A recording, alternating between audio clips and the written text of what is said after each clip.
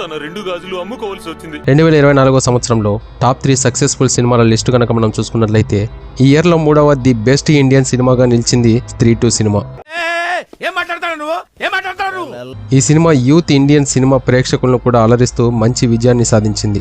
మొదటి పార్ట్ ఎంత విజయాన్ని అయితే సాధించిందో దానికి మించి సెకండ్ హాఫ్ భారీ విజయాన్ని సాధించింది. బాలీవుడ్ ఇండస్ట్రీకి కొంతవరకు కలిసి వచ్చిందనే చెప్పాలి ఈ సినిమాతో. ఈ సినిమా సూపర్ సక్సెస్ అయినా కూడా అక్కడ స్టార్ హీరోల సినిమా మాత్రం సక్సెస్ అందుకోలేకపోతున్నాయి. మరి బాలీవుడ్ స్టార్ హీరోలు ఇక మీదటైనా భారీ విజయాన్ని సాధిస్తారో లేదో చూడాల్సి ఉంది. ఇదిలా ఉంటే ప్రభాస్ హీరోగా నాగార్జున దర్శకత్వంలో వచ్చిన కల్కి సినిమా భారీ విజయాన్ని సాధించుకుంది. నీ ఫ్యాన్స్ వెయిటింగ్ ఇక్కడ. అంతేకాకుండా దాదాపు ఈ సినిమా 1000 కోట్లకు పైగా కలెక్షన్లు రాబట్టి ఈ ఇయర్ లోనే 2వ అతిపెద్ద సక్సెస్ఫుల్ సినిమాగా నిలిచింది. ప్రభాస్ కెరీర్ లోనే అత్యున్నతమైన సూపర్ హిట్ సినిమాగా నిలిచింది.